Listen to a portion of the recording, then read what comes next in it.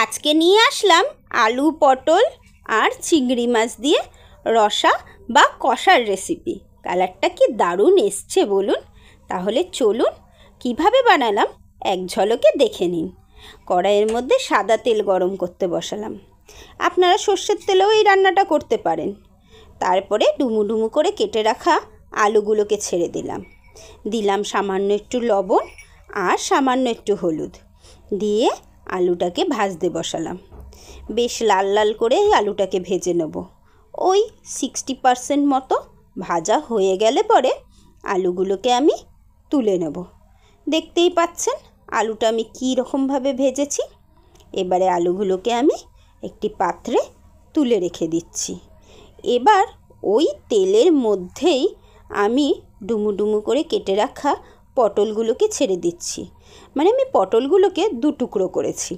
খুব বড় সাইজের পটল হলে আপনারা 3 টুকরোও করতে পারেন। তারপরে একটুখানি হলুদ আর একটুখানি নুন দিয়ে একইভাবে লাল লাল করে পটলগুলোকেও ভেজে আমি তুলে নেব। দেখতেই পারছেন পটলগুলোও আমার কিন্তু ভাজা হয়ে গেছে। এবারে একটা পাত্রে পটলগুলোকেও আমি উঠিয়ে নিচ্ছি। তারপরে ওই তেলের মধ্যেই আমি ফোড়ন দেব। ফোড়নে নিয়েছি গোটা গরম মশলা, তেজপাতা, কিছুটা জিরে, 2টো শুকনো লঙ্কা ভেঙে দিয়েছি আর সামান্য একটুখানি চিনি দিয়েছি। চিনিটা একটুখানি তেলের মধ্যে পুড়ে আসলে পরে কালারটা কিন্তু বেশ ভালো আসে রান্নার। ফোড়নটা একটুখানি পুড়ে আসার পরে দিয়ে দিলাম কুচিয়ে রাখা পেঁয়াজ। এখানে আমি 2 রকমভাবেই পেঁয়াজকে ইউজ করছি। এক হলো এরম কুচিয়ে, আরেক হলো পেঁয়াজের পেস্ট। পেঁয়াজটা একটুখানি নরম হয়ে আসা পর্যন্ত ভালো করে ফোড়নের সঙ্গে ভেজে নেব। এই যে পেঁয়াজটা আমার লাল লাল করে ভাজা হয়ে গেছে। এবারে আমি পেঁয়াজ বাটা দিয়ে দিচ্ছি। এখানে আমি ওই 1.5টা মতো পেঁয়াজ ভালো করে বেটে নিয়েছি। যেহেতু আমার আলু আর পটল মিলিয়ে 1 কিলো মতো ছিল। পেঁয়াজটাকে দিয়েও ভালো করে মশলাটাকে কষাতে থাকবো যতক্ষণ না তেল ছাড়বে। পেঁয়াজ থেকে তেলটা ছেড়ে এসছে। এবারে আমি ছোট্ট ছোট্ট করে চিংড়ি মাছ কেটে নিয়েছি, সেটাকে দিয়ে দিলাম। আপনারা গোটা গোটা চিংড়ি মাছও দিতে পারেন। আমার এইভাবে দিলে প্রত্যেকটা গালে চিংড়ি মাছ পড়ে, তাই জন্য আমি এভাবে ইউজ করি। চিংড়ি মাছটা দিয়ে একটু নাড়াচাড়া করে 2টো টমেটো কুচি দিয়ে দিলাম। এবারে টমেটোটা গলে আসা পর্যন্ত ভালো করে পেঁয়াজ, টমেটো, চিংড়ি মাছ কষাতে থাকবো।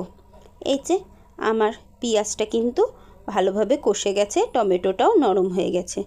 রেগুলার মশলার সঙ্গে নুন দিচ্ছি, জিরা, লঙ্কার গুঁড়ো, হলুদের গুঁড়ো, ধনের গুঁড়ো আর সামান্য নুন দিয়ে ভালো করে মশলাটাকে কষাবো। অল্প পরিমাণে জল ইউজ করলাম যাতে মশলাটা পুড়ে না যায়। এবারে তেল ছাড়া পর্যন্ত খুব ভালোভাবে মশলাটাকে কষাতে হবে। যত ভালো মশলা কষানো হয় রান্নার টেস্ট ততই ভালো হয়। চারিদিক দিয়ে দেখতে পাচ্ছেন তেল ছেড়ে এসছে। ভেজে রাখা পটল আলুগুলোকে আমি এর মধ্যে দিয়ে দিচ্ছি। দিয়ে ভালো করে আবার মশলার সঙ্গে পটল আলুটাকে কষাতে থাকবো। খুব ভালোভাবে কষিয়ে নেব যাতে আলু পটলের মধ্যে সব মশলাগুলো লেগে যায়। কিছুক্ষণ যাবত পটল আলুটা কষিয়ে একটু ঢাকনা দিয়ে দিলাম। ঢাকনাটা তুলে নিয়ে তারপরে দিয়ে দিচ্ছি পরিমাণ মতো জল। আলু আর পটলটা কিন্তু ভাজতে গিয়ে 60% সিদ্ধ ছিল আর কষাতে গিয়ে বাকিটা সিদ্ধ হয়ে গেছে। এবারে সামান্য একটু জল দিয়েই এটাকে ভালো করে কষিয়ে নিয়ে ফুটিয়ে নামিয়ে নেব। আপনারা যদি ঝোল খেতে চান সেক্ষেত্রে জলের পরিমাণটা একটুখানি বাড়িয়ে দেবেন। আমি যেহেতু একটুখানি মাখা মাখা করব তাই জন্য জলটা কমই দিলাম। উপর থেকে ছড়িয়ে দিলাম গরম মশলা গুঁড়ো, একটু ঘিও দিতে পারেন।